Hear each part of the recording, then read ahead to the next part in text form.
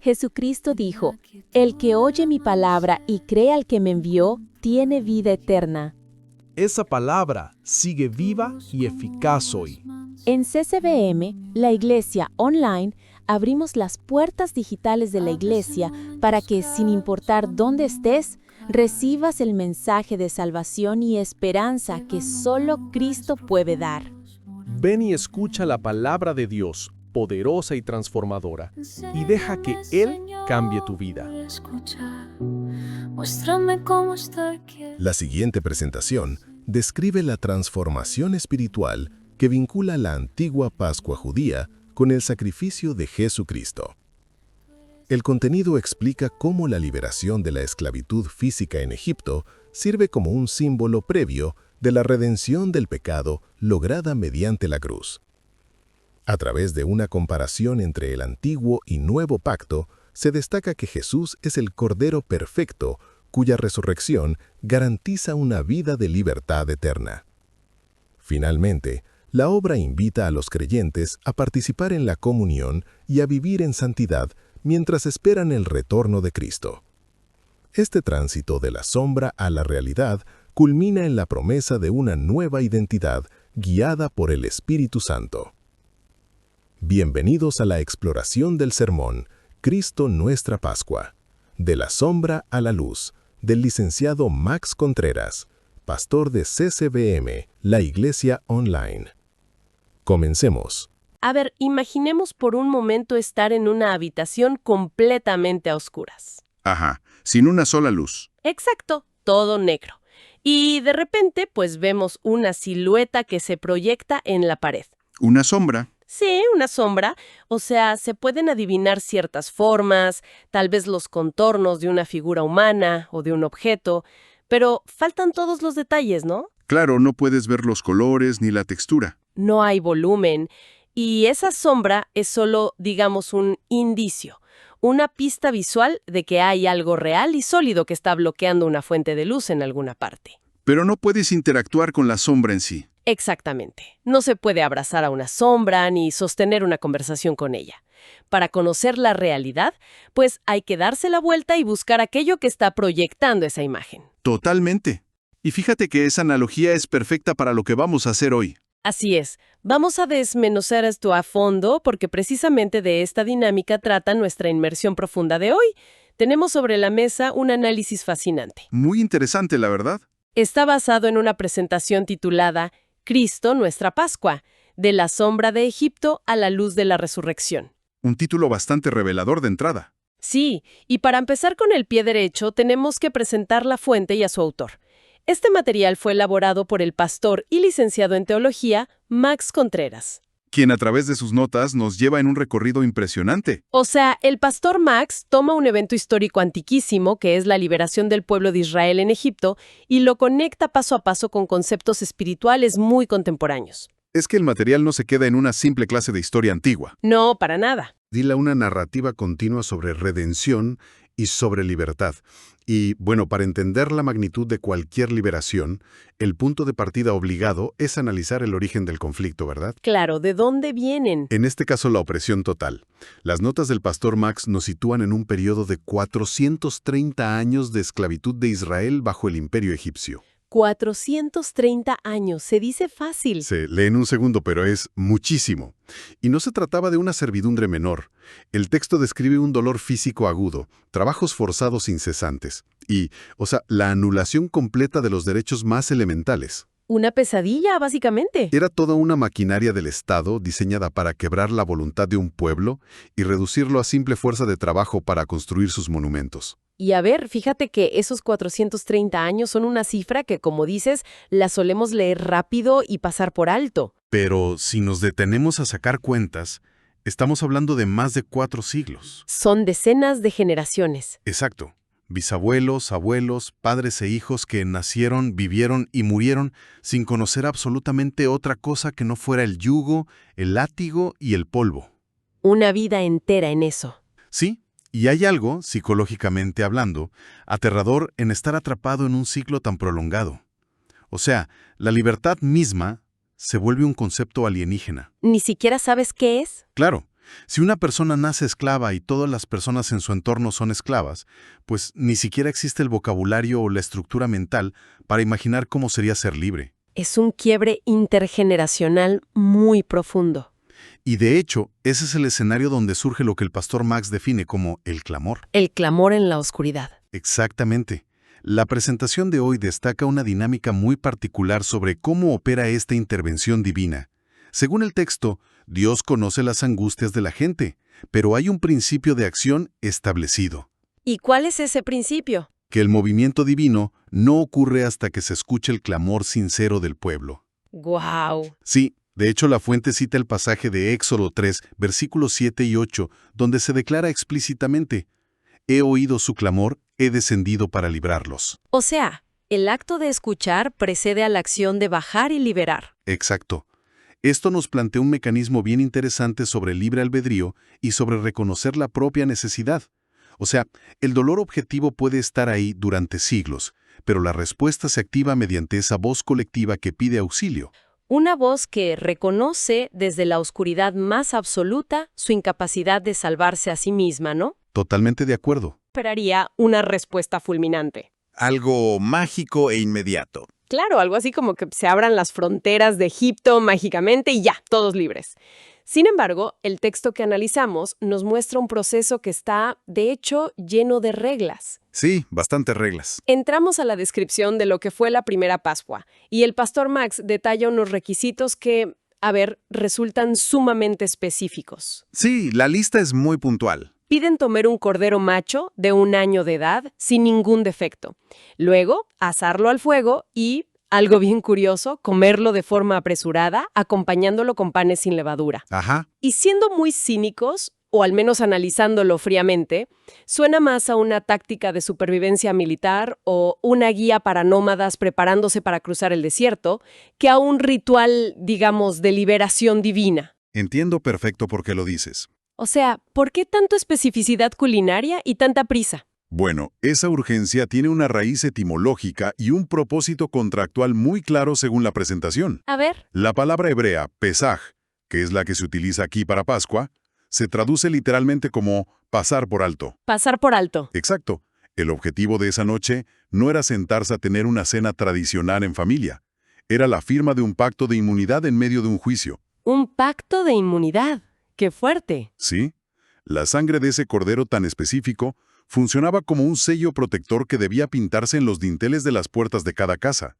Las instrucciones marcaban que un juicio de muerte inminente iba a caer sobre toda la región. Ajá. Pero la sangre funcionaba como una señal visual para que ese juicio pasara por alto las casas marcadas. El pacto aseguraba la vida y forzaría la liberación a la mañana siguiente. ¡Wow! Y el hecho de comer rápido y usar pan sin levadura, que pues es un pan que no tiene tiempo de fermentar ni de esponjar, era la manifestación física de esa inmediatez. Era estar listos para salir corriendo al primer aviso. O sea, estaban cenando con las maletas hechas y el abrigo puesto. Literalmente. Y toda esta logística física, el del cordero, la sangre en los marcos de las puertas, la huida apresurada, pues nos lleva al verdadero núcleo de esta inmersión. El contraste principal. Sí. Hay una tabla comparativa en la presentación que descifra todo este código y lo llama de la sombra a la realidad. Volvemos a la analogía de la sombra. Exacto. Es aquí donde la idea de la habitación oscura cobra todo el sentido. Es como si el antiguo pacto fuera un plano arquitectónico o una maqueta detallada de un edificio gigantesco. Ajá. Y el nuevo pacto fuera el rascacielos ya construido de cristal y acero. Me gusta mucho esa imagen. Es que la maqueta, que representa la sombra, te muestra las dimensiones, te dice dónde van los muros y dónde van las puertas, pero es imposible vivir dentro de una maqueta de cartón. Se necesita la realidad material para poder habitarla. Esa analogía arquitectónica ilustra súper bien el pasaje de Hebreos 10:1 que el pastor Max utiliza como eje. ¿Qué dice ese pasaje? Menciona justamente que la ley tiene la sombra de los bienes venideros, y al revisar la tabla comparativa de nuestra fuente de hoy, la transición de la maqueta a la realidad es simétrica. ¿Simétrica en qué sentido? Bueno, en la etapa de la sombra, el requisito era un animal físico de 1 año y sin defecto. En la etapa de la realidad, ese cordero es la figura de Jesús, descrito en el texto como alguien perfecto y sin mancha de pecado. Claro, el paralelismo es directo. Y la sangre también cambia de locación y de propósito. A ver, explícanos eso. En el antiguo pacto, se pintaba en los dinteles de madera de unas casas en el Medio Oriente, allá en Egipto.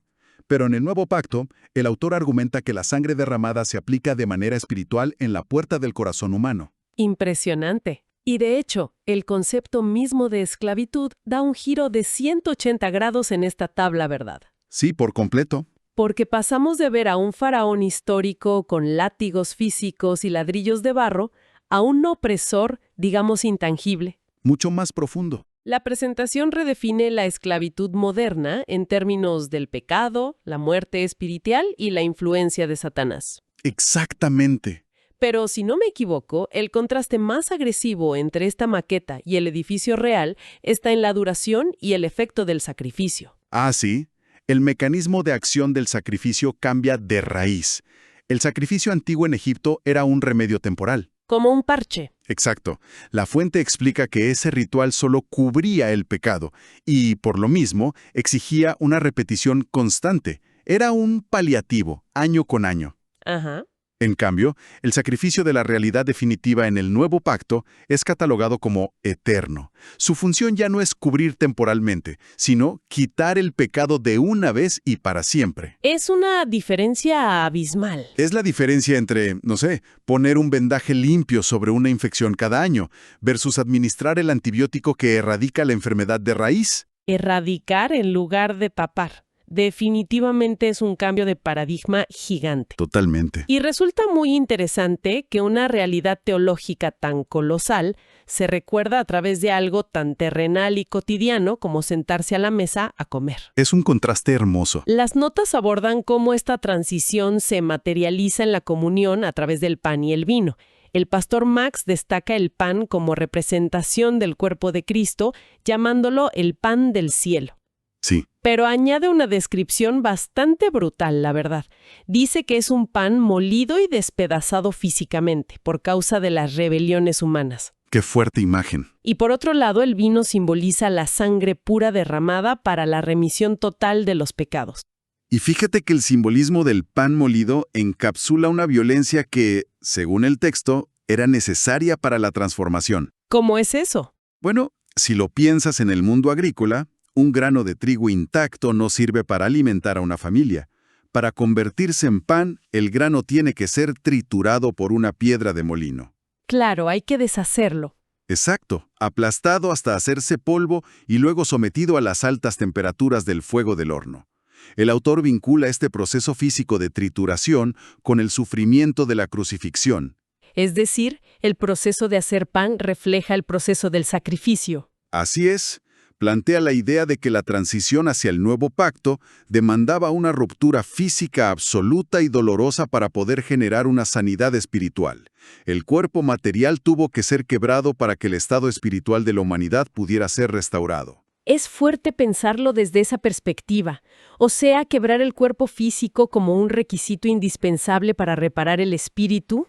Es una premisa central de esta teología. Ahora, normalmente la narrativa popular se concentra casi de forma exclusiva en ese momento de la ruptura, ¿no? Sí, solemos irnos directo al final de la historia. Nos enfocamos en las horas finales, en el dramatismo de la cruz y el sufrimiento físico de un solo día. Sin embargo, al revisar la sección sobre el precio de nuestra paz, el pastor Max argumenta algo que amplía muchísimo más la lente. Sí, añade un contexto temporal muy importante. Él señala que el sacrificio no consistió únicamente en morir, sino en vivir 33 años enteros en sacrificio. 33 años. Son más de 3 décadas de obediencia perfecta, sin mancha, preparando el terreno.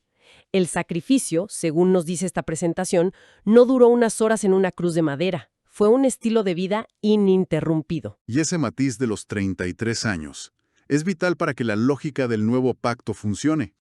Si volvemos a la regla de la sombra en Egipto, el cordero tenía que ser examinado para comprobar que no tenía defectos. ¿Recuerdas? Sí, que fuera perfecto. Pues los 33 años de vida operan como ese periodo de examen riguroso. Ah, claro.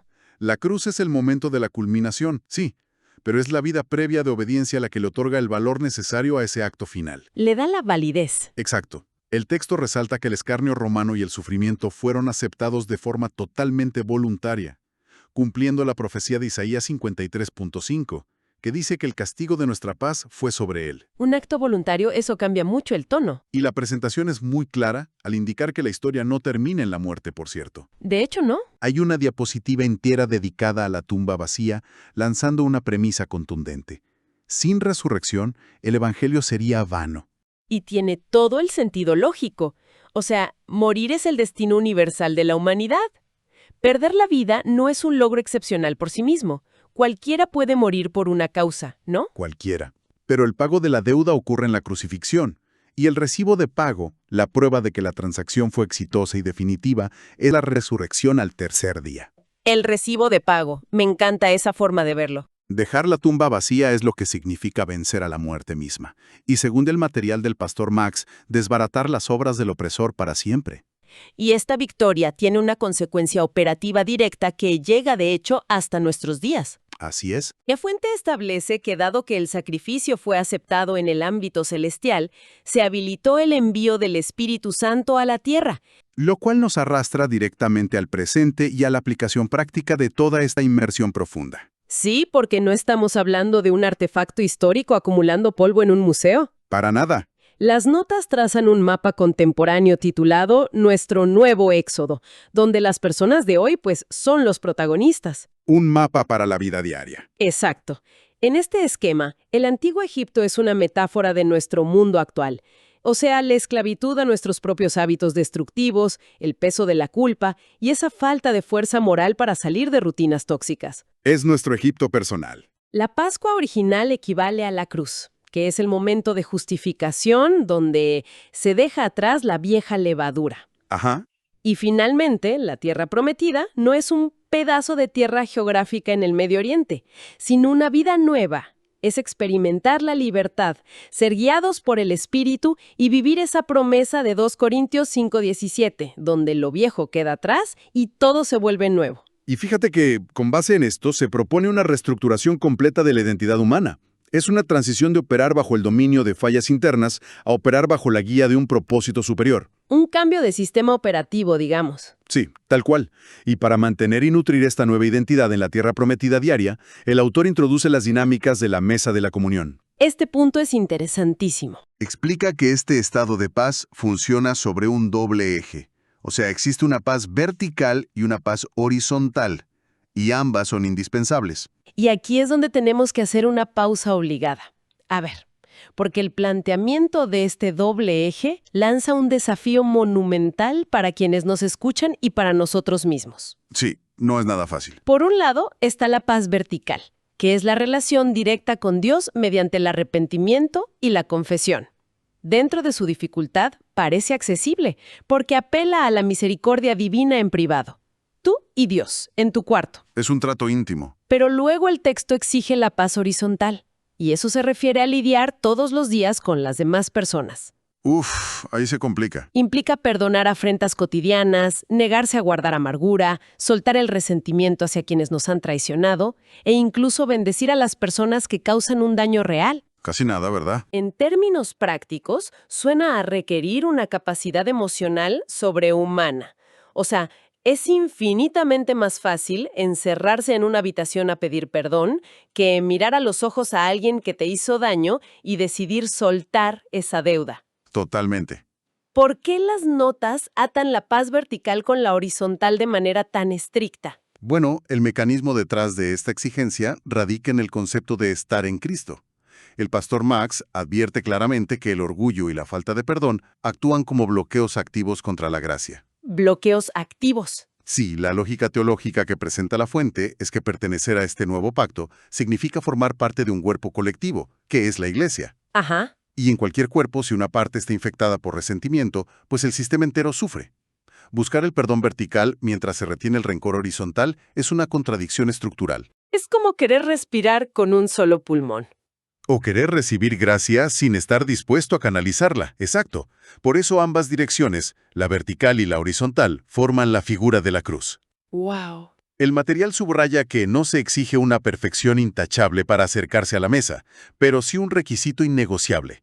¿Cuál es? Un corazón verdaderamente arrepentido y dispuesto a vivir en la luz con los demás. Me parece una imagen sumamente confrontativa, pero brillante. Ambas direcciones forman la cruz. No hay un atajo para saltarse la parte humana y conflictiva del proceso. No, no lo hay. Tienes que pasar por ahí.